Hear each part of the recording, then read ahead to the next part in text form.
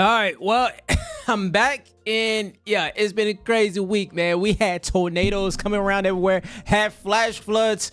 I mean, what can I say? I mean, we're in a tornado alley as we speak in Arkansas. Yeah, so those you don't know, I am from Arkansas, and I am a country boy, and as you will put it, and yeah, we had a lot of crazy weather for this whole week, and it's finally cleared up. Today, I went out for a walk, got my walk in, sun shining, and just enjoy having some peace of mind that I don't get hit when any hail or lightning strikes or just a tornado coming through and destroying. I'm just making light of what has happened and sharing light over the situation, but due to the fact people have lost their homes, and it's a thing that no one wants to have happen when they lose their personal belongings. But I want to share light and show you guys some of the footages that I found on the internet. North part of Arkansas, we had severe thunderstorms ripping across the region yesterday evening.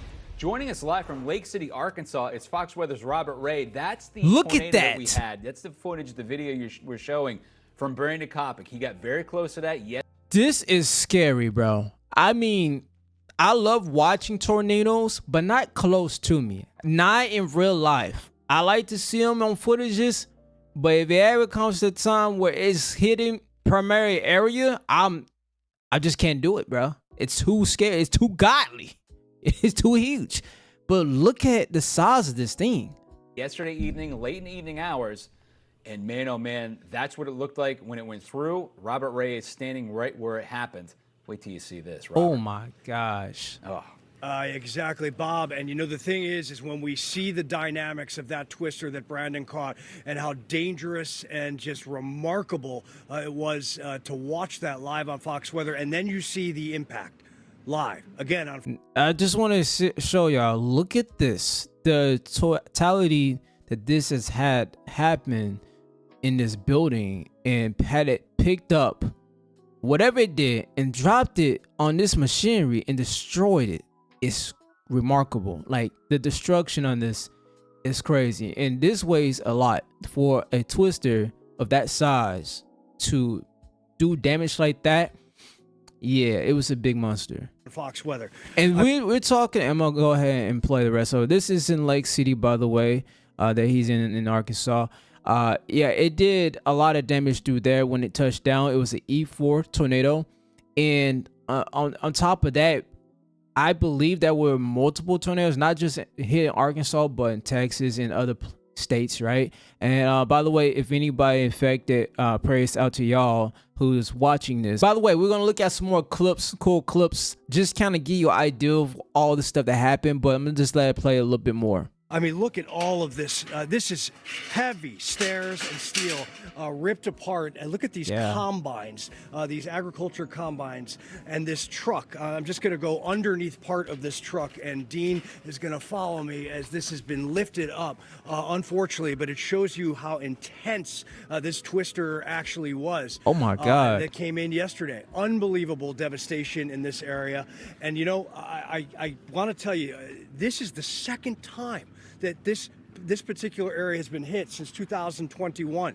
I mean, amazing. What? This is also the second time that these agriculture producers have had to rebuild in just a matter of 4 years. When you consider that, the stresses and the money and the impacts on people that have a business and every. So yeah, I had to pause it real quick because it was freezing up. But I'm gonna go back a little bit more. Have a business and everything is just destroyed. I mean, look at all of this. And then if Dean turns around here, you see the grain bin and all of it just ripped apart, flapping in the winds. Gosh. And unfortunately, as we walk a little bit closer to the roadway, because I want to show you something else. Unfortunately, we have a really severe thunderstorm in the making around us right now, and I'll show you those clouds, and we're going to probably have to take cover quite soon. Yeah, as that is the deal here. These storms are not over by any means. You hear that?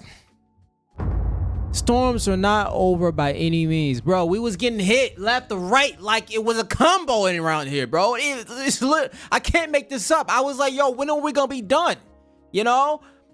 I lost power for basically a whole day. You know, I believe it was the day before yesterday when I lost power for that whole day. It didn't come on until like later on around 6 o'clock p.m. Just crazy to remind you how remarkable Mother Earth is in what it could do, both good and bad in a way. And yeah, man, like I said, all praise out to the people who's been affected, who lost, for the time temporarily their jobs or their homes and things like that. Now, what you see right here is a drone footage showing the extreme flooding near the bridge in Arkansas. Look at this. All of that is flooded. Like, this is a bridge right here, and the water is all the way up. All the way up. Like, seriously, this is what it's been like the whole week for folks who have just been ripping and dodging away from catastrophic weather and just trying to make sure they protect their belongings and stuff like that. Now, it's not like the end of the world. I mean, surely there's other places who's dealt with a lot of flooding in other areas in the world and, natural disasters. So it's not like, oh, woe is us or anything. But it's just something that I realized as it affected here in my state, where I was just like, oh, wow. As somebody who's a content creator, maybe I should talk about this because I was kind of impacted a little bit too, right? As I sat down and gone through this through the whole week, I was very fortunate to not have too much impacted on me with this weather. But I've also realized that that's a way of me being appreciative, knowing that I still have my belongings, that I still have a job, that I still have things that I could do and function compared to other people. And I was very fortunate to not have any worse situation. An article of Arkansas Democratic Gazette.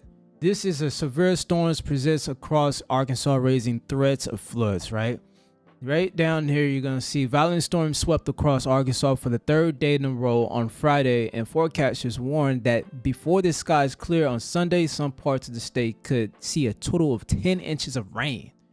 10 inches of rain. Yo. 2 tornadoes reported but unconfirmed Friday night, and a meteorologist with the National Weather Service, Joe Godsword, in North Little Rock. One of those tornadoes was near the community of Garland in Hempstead County. This was apparently reported that happened on March 14th. So we not only had it happen this month, the beginning of this month, but last month too, where there was been a lot of flash floods and a lot of tornadoes just hitting. Now, I just moved back from Texas and I am now living back home in Arkansas, and I haven't realized how much tornadoes we get in Arkansas. It is a beautiful state, natural. And if y'all want me to show y'all a day where I like vlog it and show y'all like blog it and like show y'all how beautiful Arkansas is as far as nature was, let me know. I can do that. And since being back home, I always wonder, if we in Tornado Alley and we know that we get a lot of tornadoes, why don't we not build houses that are strong to withstand it? And guess what? I found somebody who thought the same thing, and they have made a video about it. Just check it out. There are around 1,200 tornadoes like this in the US every year, all concentrated around this area. And it feels like the aftermath is always the same. Been hit by a tornado. We were hit. I heard Mike crying and saying, oh my God, I'm gonna die. But wait, hold on. Rewind there for a moment. Right there, stop. All of this wreckage is timber. These were wooden houses. If tornadoes are this common, if they can destroy your house, why aren't we building stronger houses? Didn't we learn that lesson as kids? I'm not American, so as fascinated and frightened as I am of tornadoes, I've had this question for years, and it turns out the answer is not as obvious as I thought. First of all, Americans are stubbornly obsessed with building with timber. An estimated 90% of new homes in America are still made of wood. In Texas, one of the states with the most tornadoes, this is the typical construction process. Wooden frames, plywood walls. Some homes I don't even know why we're obsessed with plywood and wood, just building everything with wood, but we just are. Homes use brick on the outside, but they're often cosmetic and not load-bearing walls.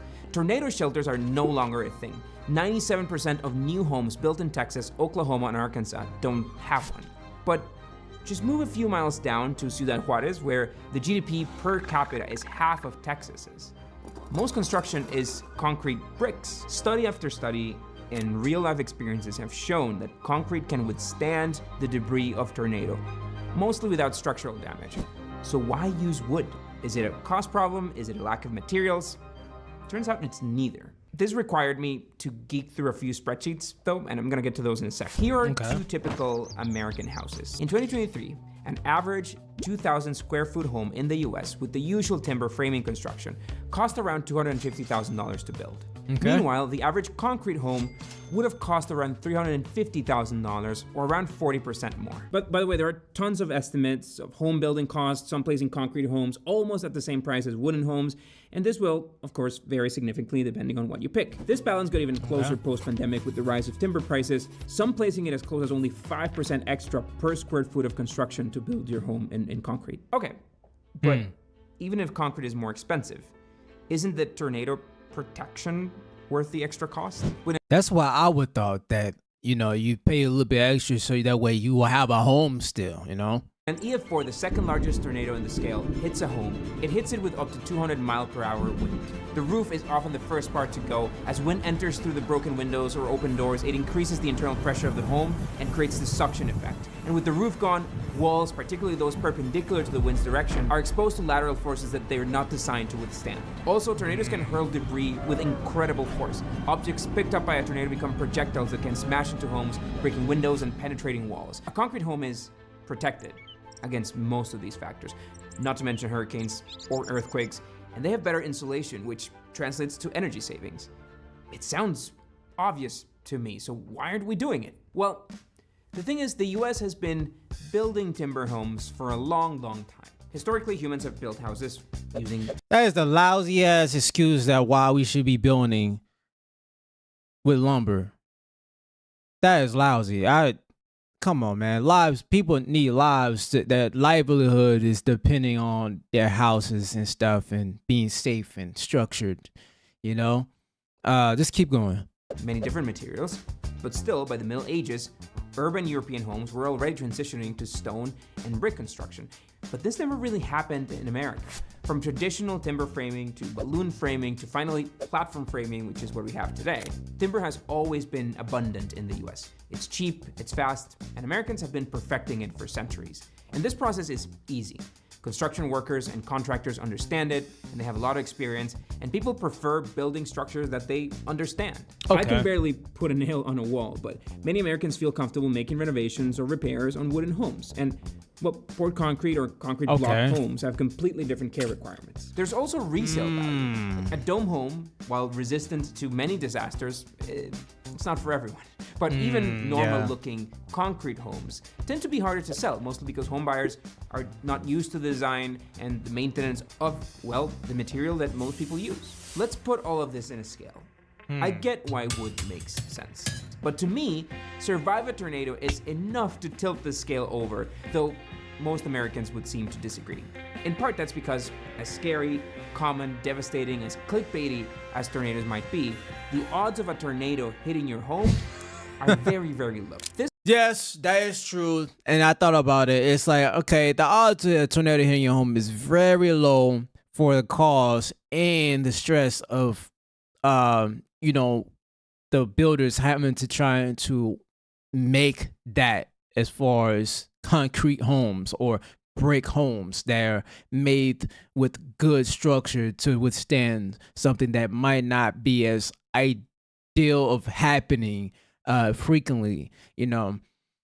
Let's keep going. This article says that the chances of being hit by a tornado are 1 in 4 million, but I'm not gonna bet my home on that. This article says it's 1 in 5.6 million, which isn't.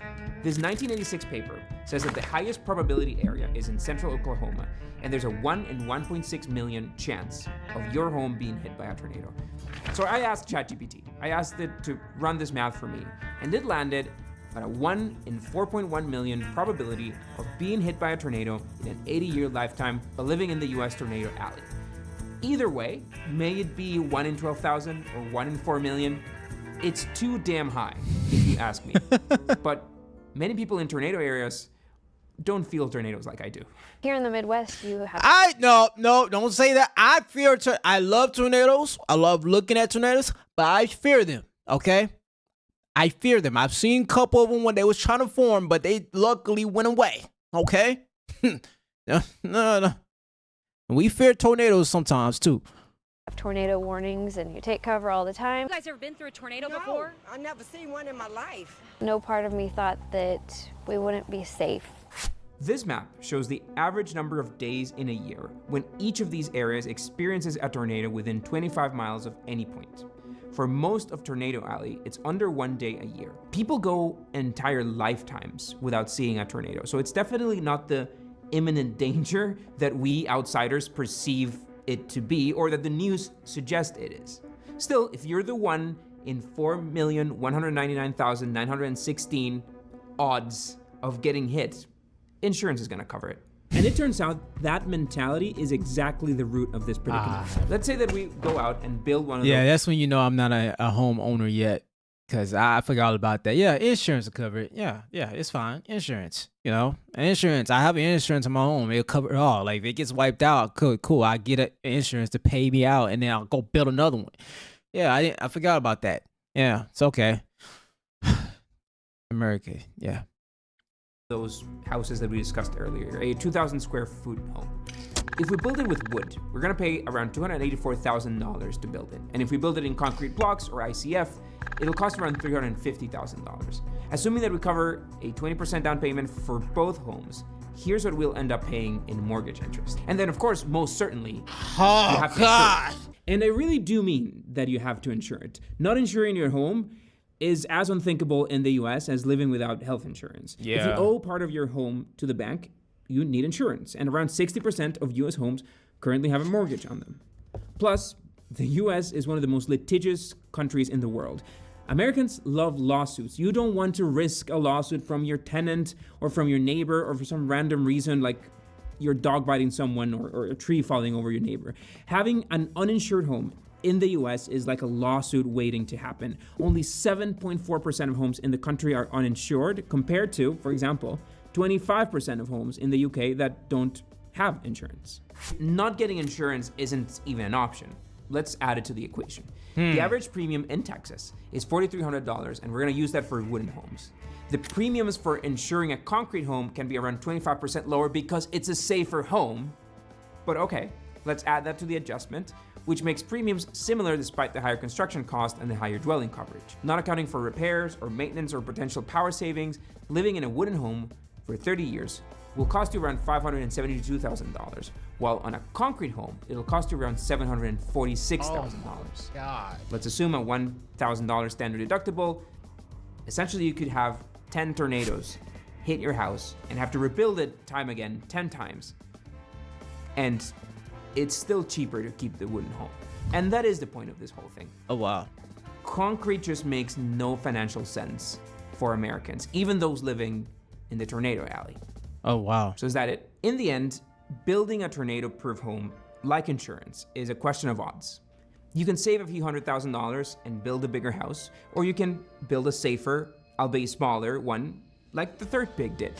You are more likely to be hit by lightning than by a tornado, but you don't want to be that person. Last year, at least 82 people were killed by tornadoes, and this is how many of them we've had so far this year. So I do like this, that he still make it known, like, you shouldn't be careless. It's a serious factor when it comes to making sure you are safe in a scenario, right? Now, also, I thought about it is that we do have in some homes and places where they have outside basements where you can be able to be in for tornado shelters, right? So that's another thing, weather shelters is a way around it, so you don't have to build your whole house for that aspect. People who usually have homes, they make that extra investment to just build that, so that way their homes is still made at an affordable production rate, but they have somewhere they can still be at that's safe and that's more durable for when it comes to times like that, right? Most tornado casualties happen in cars or in mobile homes, but wooden homes with no shelters are very vulnerable too. Most Texans have stopped building tornado shelters for their homes, with neither underground nor reinforced concrete rooms inside the house. And the general reason is that, well, people don't want to pay for them. And there's no mandate to build them either. But then again, are you willing to gamble this chance, this possibility, against an extra $250,000? I'm actually asking that. You want to drop? I really do love how he kind of asks that question. What he does, he asks that question as in a way of like, yes, as some way we want to cut down production costs, but in some aspect, what is it that we're willing to pay for some type of safety, you know? And if you live in these certain areas, is it a good idea to invest in that to where you know in the back of your mind that you always are insured as an individual when it comes to times where a unfortunate event comes of tornadoes and different storms, right? So yeah, this is a very great video I checked out and that we watched together, and he broke down some amazing cool things that I didn't even think about, that was kind of, you know, just out in the air. And I learned a lot from this. If y'all enjoyed, man, give it a thumbs up and hit the subscribe button. And yeah, see you on the next one. Peace.